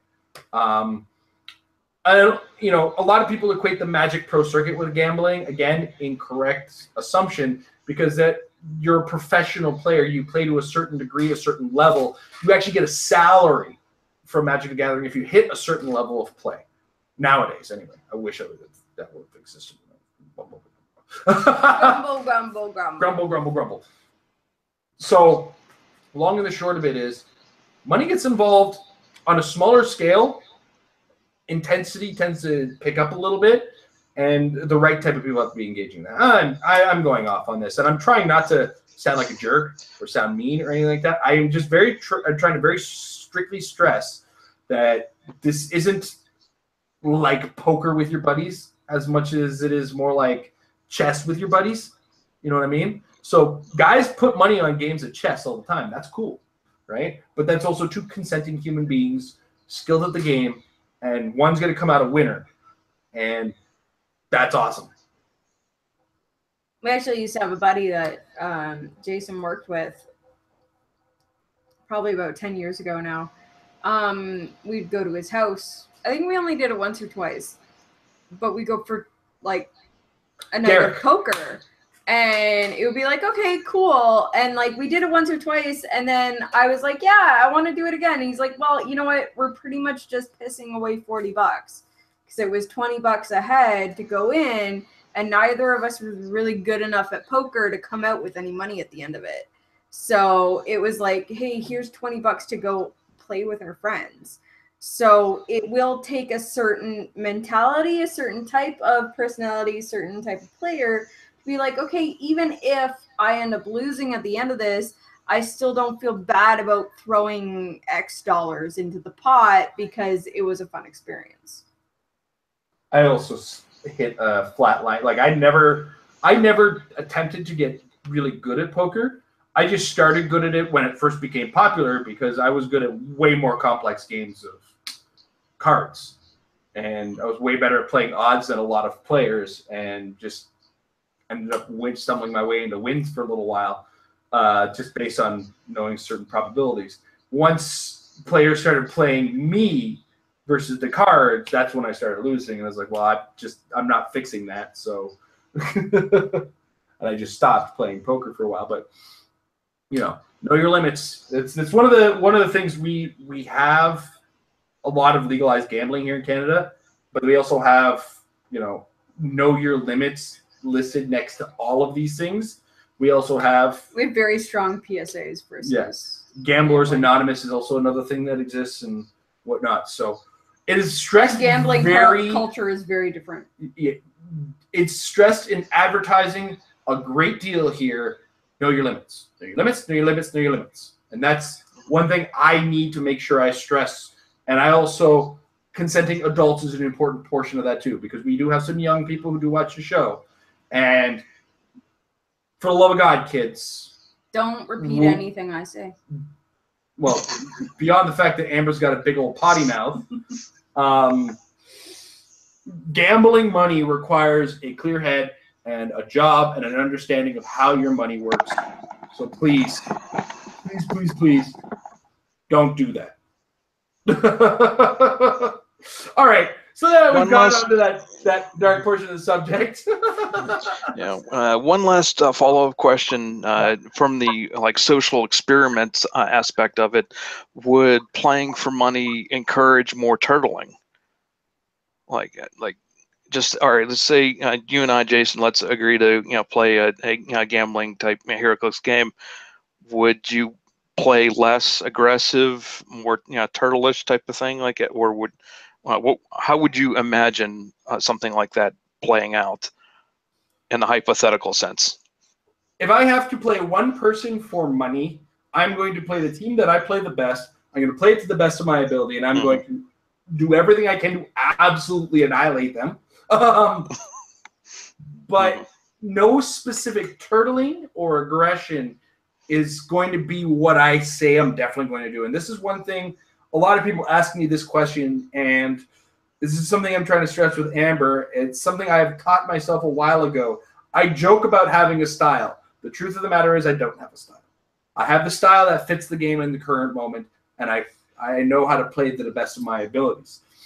And if it's a you versus me money game, I know right now I could try out a Jakeem Thunder team, but I'm still going to try to kill you, because the best way to score points is to kill you.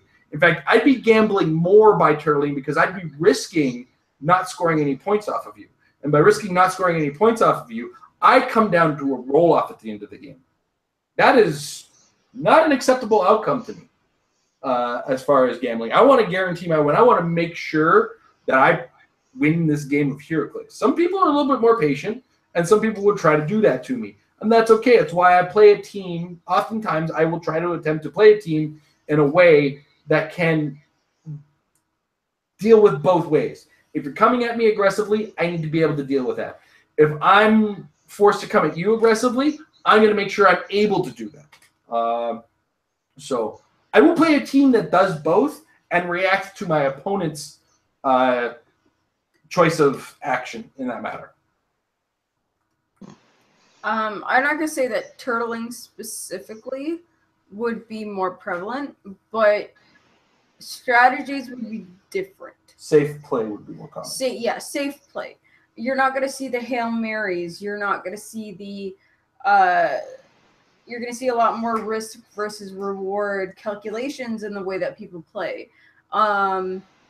Even while we were at provincials that past weekend, one of my teammates for Team World Asia was there from Ottawa, and she was saying that she had a team where she was up against a Jakeem team, and she was like, well, I was up on points and I could have just run away, but that's not really my style, so I wanted to keep attacking.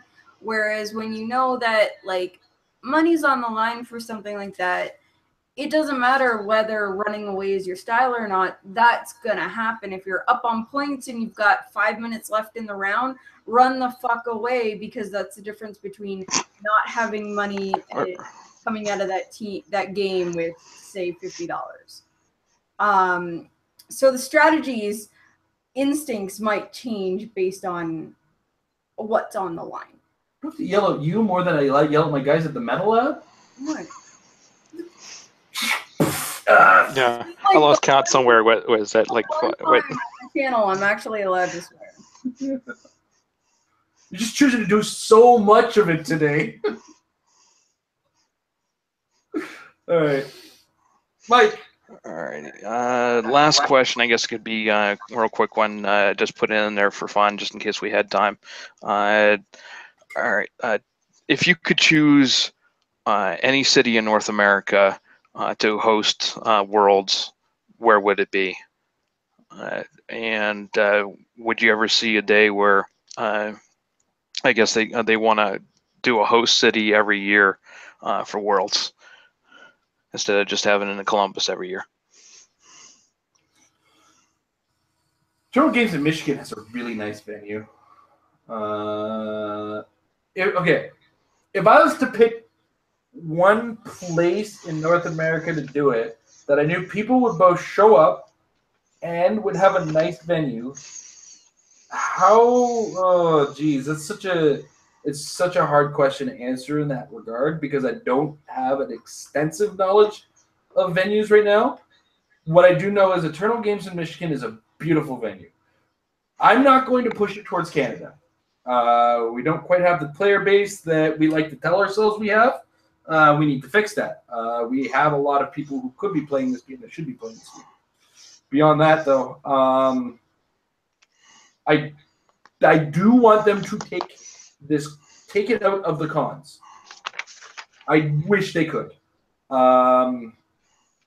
Because for the love of goodness, man, like, I guess the space is really good and everything like that, and trying to crowd a store full of people could get obnoxious. So I kind of get why they have the conventions. It's a logistical nightmare for a store itself. I just wish it was an option to not run it in a con anymore, because you got to pay for the entry into the con. And then because it's over a couple of days, I mean, even if it's over a couple of days, the hotel is an assumed cost, right? So the entry into the con is really the problem I have. Because I look at this and I say, I have to pay, what did we have to pay for this year? $120 in total for both of us to go to Origins? Yeah. Imagine that $120 going into a store that I could be playing this in, instead of into a convention that just sort of exists, right? That's kind of not every single player is going to get a benefit from. Yeah, exactly. You know, me and Amber are big board gamers, so Origins is a great place for us. And I mean, if we can get away from the hero stuff. I took an entire day and just went around and demoed board games. Yeah. So, and I mean, honestly, if we're all in the same place for HeroClix, I think that's more beneficial if we all kind of just show up for HeroClix. Origins is a great convention. I do want WizKids to maintain their presence there, but I'm so tired of going to cons, paying for a con, and then just playing HeroClix there. You know, if I go to an event like HeroClix Worlds, I want to play HeroClix Worlds. I want to buy stuff in that store. I just want to be sticking to HeroClix. If that's my goal. Again, this is more for the people who aren't like myself and Amber. Me and Amber win big time because we love all the stuff that they have in Origins. I think they even have Magic the Gathering stuff going on. I didn't catch it. I think it was off in a far corner of the room, and I forgot to bring my Commander deck because, you know, whenever there's a Magic area, there's always somebody who plays Commander. So, as far as a rotating thing, I think some years will be good, some years will be bad, and I think that makes it problematic, you know, because a lot of people question why I often compare Magic the Gathering here. Here's why: Magic the Gathering has, when it started its pro circuit, was a no risk proposition when they did it. They did it because they had the player base immediately. HeroClix doesn't have that. We struggle to maintain the player base that we have, and it's not a huge. It is a big player base, but it is minuscule compared to what's above us. Like the top 4 games, as far as player bases in collectible games, just dwarf HeroClix. It sits in the top of a bunch of everything else. It is tiny size versus the Colossals. Yeah. So, there's a lot of risk versus reward. There may be, because with these cons, sometimes they pay way in advance for their space, and it could be just more beneficial to WizKids to run it at Origins, and that would also make a ton of sense to me as well. Because if you look at the space that they play it in, they got a lot of space to move around, a lot of space to set the tables, a lot of space to hold the con exclusives, etc., etc. So, I'm so 50-50 on the matter itself. I'm fine with the way it is. If I was to move it to another venue, Michigan would be great because it's not distantly far. I think it's like 4-hour drive from where we are right now, which is pretty freaking fantastic if you ask me. And that's acceptable for Worlds. We'll still hold hotels. We'll still do all that kind of stuff. We're just, I'm okay with it right now. If it ain't broke, don't fix it kind of thing. And this year was such a good Worlds venue. Like when you compare this year to last year, it is a night and day comparison. They got it so together in the system that they were running this year. I don't think it's worth changing anything. I'm done. I mean, with everything that Jason said on that, if we want to say hypothetically and make it as fantastic and guarantee that we have as many people that came out this year every year, I mean, I'd love to see it in Toronto just to be able to go to it and not have to cross the border and not have to spend as much as we spent in exchange fees.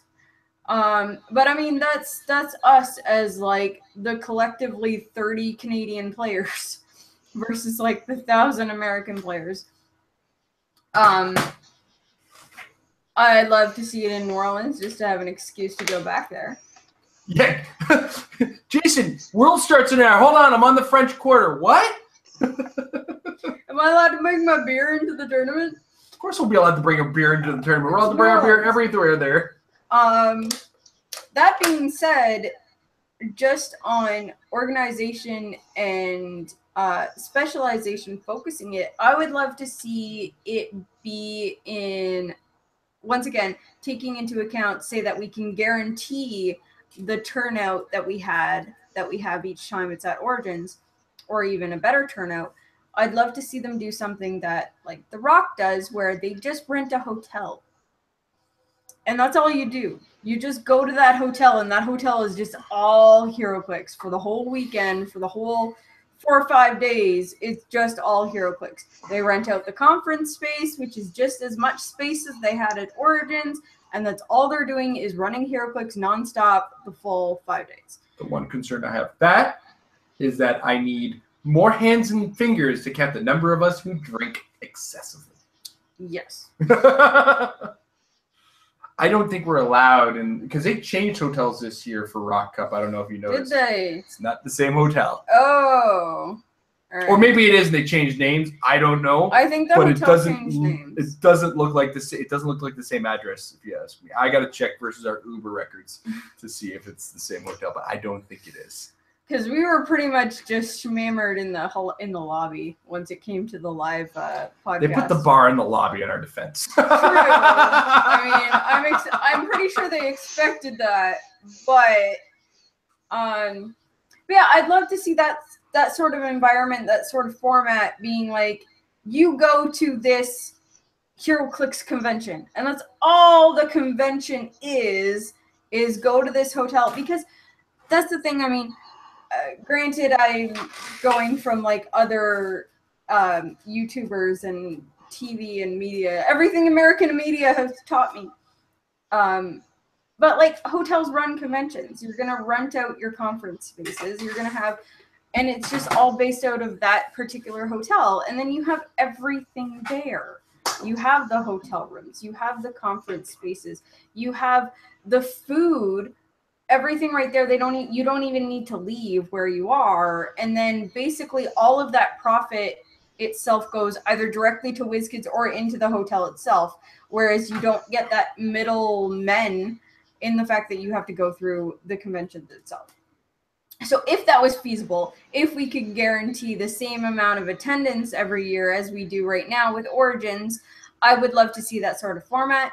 But realistically, I don't think that's something that WizKids could do, or that they're even willing to do. Yeah, that's good. That covers everything. So, would love it in Michigan. Love to be able to rotate, but right now, it just can't. Right now, it's a volatile player base right now, and volatile in the sense that like, if something switches and takes our biggest thing and accidentally shrinks it, we don't like change. We're done for it as a game. Like it would absolutely demolish a lot of images of what we have as a game. Okay. All right, that's it. All the prepared questions have been asked and answered. I just have one more that I just came up. Just humor me here, and I don't want to. This is not an alarmist question or anything like that. But should we put out a APB or a missing persons alert for our buddy Matt? Now, when we first started this thing, I remember Matt being one of the staples of this HeroClix Q&A hangout. I want to say, hey Matt, we miss you, buddy. Come back, and everything like that. So like, and I don't want to alarm it. He's not missing or anything. Like, I don't know where he is but like, and he's I'm sure hope he's all and well. But as far as the Q&A HeroClix hangout, hey Matt, we miss you, buddy. Come back. I can guarantee this much about it. Matt's kids are not getting any younger, which means bedtime is not getting any earlier. For any of you watching, for our 7 viewers right now and anybody in the archives, Matthew Ryan is one of our regular patrons. He's also one of our semi-local players who plays out in Whitby. It's not that far from us, so any of our big events, we do tend to see him. But he does have some verging on, if not already, teenage children, which I'm sure takes up a grand deal of his life. I also remember when I first met Matt, he was buying a bunch of my Fear Itself stuff, and we were just outside of a store that was closing down. I feel so bad because it's like, here's a whole bunch of my HeroClix stuff. Thank you for your money. I'm going to go in and spend this money in this store that is about to go out of business. And this is the first time I've been inside of this store. I got like a half-price Justice League strategy game out of it. I bought a brick of Guardians of the Galaxy for like $40. It was. Which store was this? It doesn't matter. It's closed.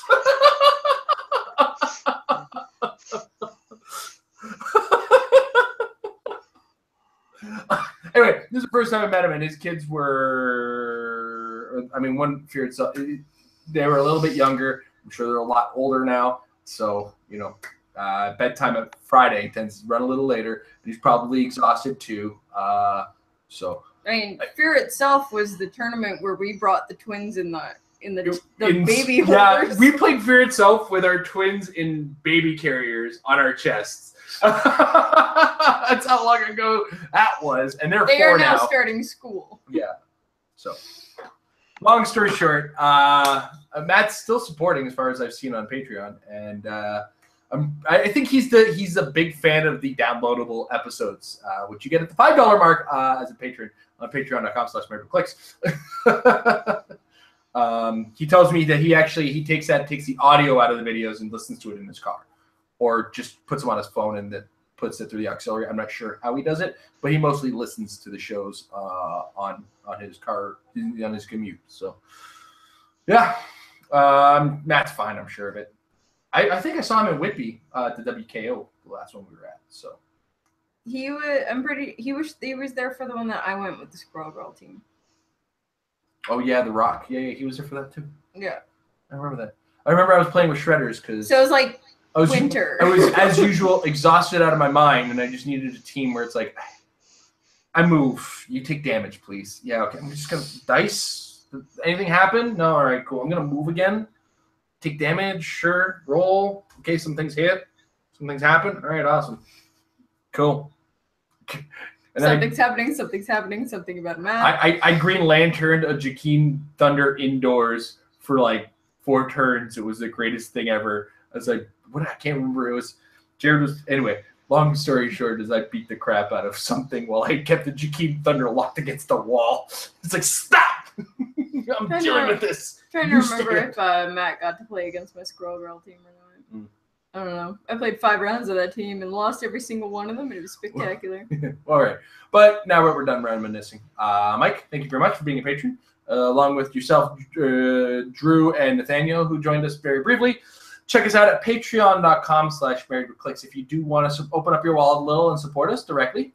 If you feel bad about using AdBlock, we won't feel bad about you being a patron.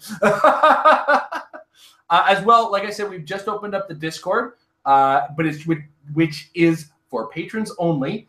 But you do get a little bit of access to us directly. I will occasionally ask what you guys want to hear for episodes and whatnot, and it gives you a direct line to us. And occasionally we're going to jump into the voice chat. I am planning a video game night once a month with you guys, so just as a heads up, get your hands on PlayerUnknown Battleground, which costs money.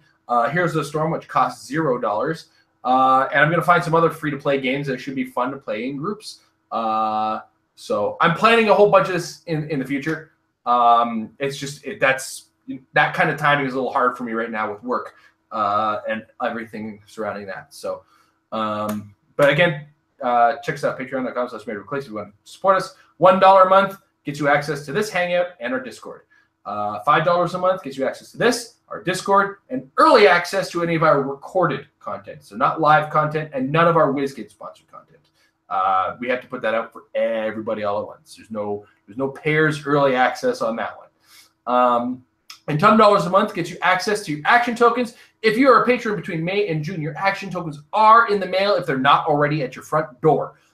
We are also at the end of this month going to be putting in the orders for the July and August tokens, so those should be out in the mail by mid-September, if not sooner than that, because this summer we got a little messed up with schedules. So unfortunately, our supplier went on vacation a lot this summer. Yeah. Hey, no, everybody's allowed a vacation. Just, we got back in when he was going on vacation, when really, if we would have known about this when we were still in the flow of things, we would have done a big pre-order of tokens. Anyway, $10 action tokens are back in action, and they are part of the Patreon program. But once again, thank you everybody who's watching right now. Thank you for watching in the archive. It's always fun to do these. Thank you to our patrons over at patreon.com/marriedwithclicks, which I've said about 8 times now. Have a good night, everybody, and have some fun playing some HeroClix, etc. Bye. Stop.